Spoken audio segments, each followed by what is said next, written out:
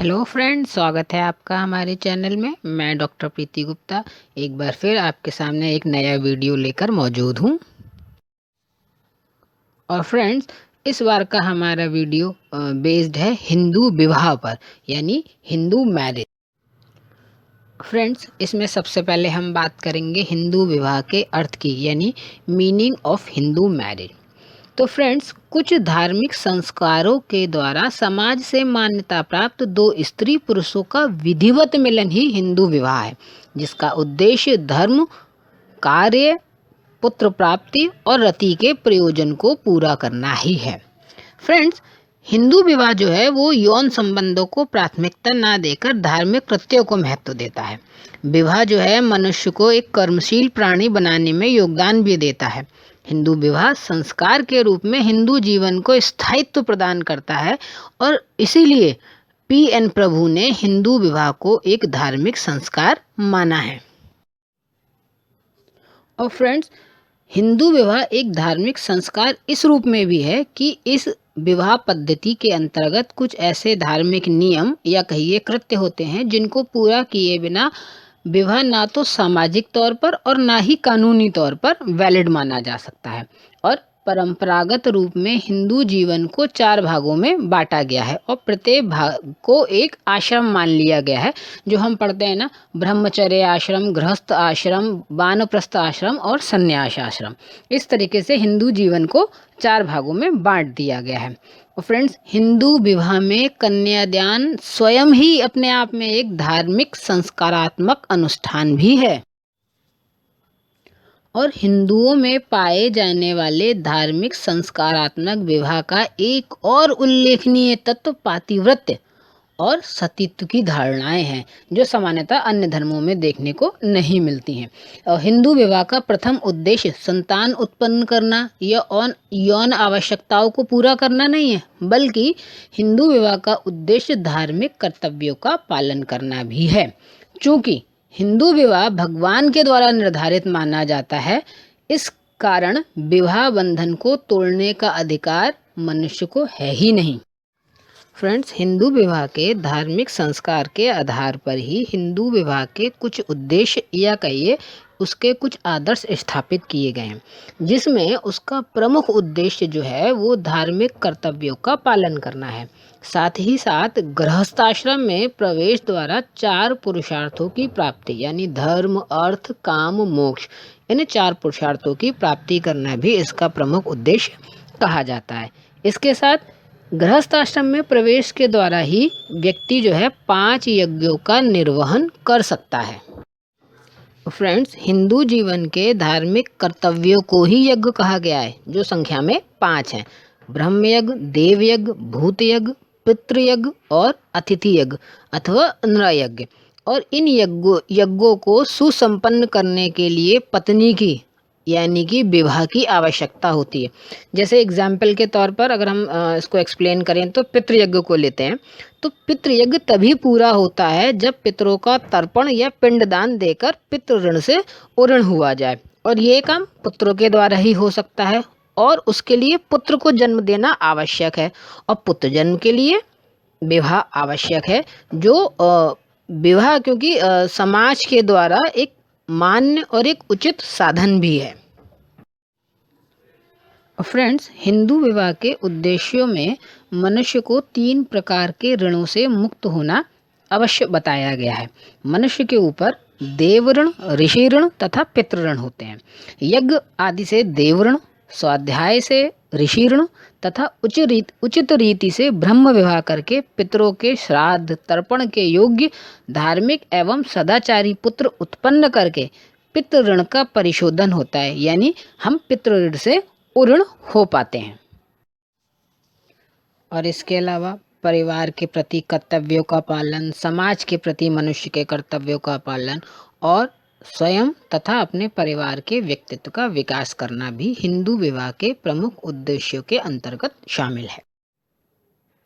Friends, Hindu विवाह के उद्देश्य के बाद अब हम बात करते हैं हिंदू विवाह के परंपरागत स्वरूपों की, यानी हिंदू विवाह के प्रमुख प्रकारों की। तो फ्रेंड्स, हिंदू विवाह के विभिन्न प्रकारों का वर्णन मनुस्मृति तथा याज्ञवल्क्य स्मृतियों में मिलता है। मनु ने हिंदू विवाह के 8 प्रकार बताए हैं, जो आपको स्क्रीन पर दिख रहे हैं, जिनको एक एक कर हम थोड़ा थोड़ा डिटेल में बात करेंगे। सबसे पहले है ब्रह्म विवाह। फ्रेंड, इस प्रकार के विवाह में कन्या का पिता अपनी पुत्री को एक चरित्रवान पुरुष को उपहार में देता है। लेकिन इस तरह के विवाह में मुख्य जो विशेषता होती है वो कि ये विवाह माता पिता की स्वीकृति से होता है और साथ ही साथ विवाह का धार्मिक संस्कारों से परिपूर्ण होना इसकी प्रमुख शर्त भी होती है। दूसरा है दैव विवाह। तो इस प्रकार के विवाह में एक कन्या का पिता अपनी पुत्री को किसी पुरोहित को उपहार के रूप में देता है। मनु के अनुसार देव विवाह से उत्पन्न पुत्र 7 पहले और 7 बाद की पीढ़ियों तक का उद्धार करता है। तीसरा विवाह आर्ष विवाह। इसमें यदि किसी ऋषि से विवाह से पूर्व एक गाय अथवा एक बैल अथवा उनका जोड़ा लेकर कन्या का पिता शास्त्रानुसार अपनी कन्या का दान ऋषि को कर देता है, तो ऐसे विवाह को हम आर्ष विवाह कहते हैं। चौथा प्रकार है फ्रेंड्स प्रजापत्य विवाह। तो ब्रह्म विवाह और प्रजापत्य विवाह फ्रेंड दोनों ही एक दूसरे के पर्यायवाची से प्रतीत होते हैं। आरंभ में प्रजापत्य विवाह का प्रचलन नहीं रहा होगा, ऐसा अनुमान है। और तुम दोनों मिलकर धर्म का पालन करो, इस प्रकार के मंत्र के उच्चारण के साथ पूजन करके कन्यादान कर दिया जाता है और इस प्रकार के विवाह को मनु ने प्रजापत्य विवाह की संज्ञा दी है। और फ्रेंड्स, नेक्स्ट है असुर विवाह। तो ये एक प्रकार का क्रय विवाह है, यानी इस प्रकार के विवाह में कन्या का कुछ मूल्य होता है जिसे चुकाए बिना विवाह नहीं किया जा सकता। इस प्रकार असुर विवाह वह विवाह है जिसमें वर कन्या के पिता या उसके संबंधियों को आवश्यक धन देकर कन्या को प्राप्त कर लेता है। और छठा प्रकार है गंधर्व विवाह या गांधर्व विवाह। तो फ्रेंड्स, ये एक प्रकार का प्रेम विवाह है। वात्सायन ने अपनी पुस्तक जो कामसूत्र में इसी विवाह को सबसे आदर्श माना है। इसी विवाह को प्रेम विवाह भी कहा जाता है। तो कह सकते हैं कि इस प्रकार के विवाह में लड़का और लड़की परस्पर प्रेम में होने के कारण पति पत्नी के रूप में विवाह बंधन में बंध जाते हैं और इस प्रकार के विवाह को मनु ने गांधर्व विवाह की संज्ञा दी है। और फ्रेंड्स, यह विवाह बिना किसी धार्मिक संस्कार के आयोजन के भी किया जा सकता है। इसके बाद आता है राक्षस विवाह, यानी कन्या की अनिच्छा होते हुए भी उसके आत्म परिजनों का वध करके या बलपूर्वक रोती बिलखती कन्या का अपहरण करके उससे विवाह कर लेना मनु के अनुसार राक्षस विवाह है। इसे फ्रेंड्स छात्र विवाह भी कहा जाता है, क्योंकि क्षत्रिय लोग इस प्रकार का विवाह अधिकतम किया करते थे। इसके बाद बात आती है पैचास विवाह की। तो फ्रेंड्स, यह विवाह के सभी प्रकारों में सबसे निम्न कोटि का विवाह समझा जाता था, क्योंकि इस प्रकार के विवाह में सोई हुई लड़की या नशे में उन्मुक्त कन्या को यदि कोई लड़का दूषित कर देता था और उसके पश्चात उससे विवाह कर लेता था, तो इस तरह के विवाह को पैचास विवाह की संज्ञा दी गई है।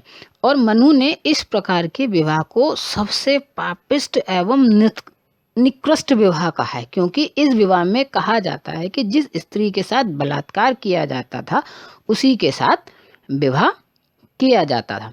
तो अगर फ्रेंड्स हम बात करें तो इनमें जो प्रथम 4 प्रकार के विवाह हैं उनको धार्मिक और अंतिम जो 4 प्रकार के विवाह हैं उनको अधार्मिक विवाह कहा जाता है। फ्रेंड्स, एक चीज़ और है कि इस समय समकालीन भारतीय समाज में इन विवाहों में केवल ब्रह्म विवाह का प्रचलन सर्वाधिक देखने को मिलता है और कहीं कहीं असुर विवाह का भी प्रचलन थोड़ा बहुत मिलता है। लेकिन वेस्टर्न एजुकेशन को एजुकेशन के कारण या कहिए वुमेन राइट्स और अर्बनाइजेशन के कारण जो है आज गंधर्व विवाह यानी प्रेम विवाह का प्रचलन भी बढ़ता जा रहा है। फ्रेंड्स, हिंदू विवाह में तमाम नियम, संस्कार, उद्देश्य, आदर्शों के बीच में कुछ उसके निषेध भी निर्धारित हैं। तो उन निषेधों की हम जो है क्रमवार चर्चा करते हैं। तो सबसे पहले हम बात करते हैं अंतःविवाह की। तो फ्रेंड्स, इस नियम के अनुसार एक व्यक्ति को अपने समूह के भीतर ही विवाह करने की अनुमति होती है। और यहाँ समूह से तात्पर्य जाति, उपजाति या सांस्कृतिक समूह से होता है। और यह प्रथा जो है हिंदू जाति तथा टोडा एवं भीलों में पाई जाती है। फ्रेंड्स, जाति व्यवस्था के अंतर्गत एक जाति के सदस्यों से ये अपेक्षा की जाती है कि वे अपनी जाति के ही अंतर्गत विवाह करें, लेकिन इसके साथ साथ ही उनसे बहिर्विवाह की भी अपेक्षा की जाती है। बहिर्विवाह में उनसे अपेक्षा की जाती है कि वे अपने निकट संबंधियों अर्थात अपने गोत्र, सप्रवर एवं सपिंड के बीच विवाह ना करें।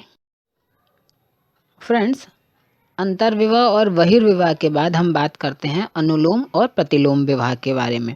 तो सबसे पहले हम बात करते हैं अनुलोम विवाह की। तो इस तरह के विवाह में लड़का अपने वर्ण, जाति या अपने से निम्न वर्ण या जाति की लड़की से विवाह करता है।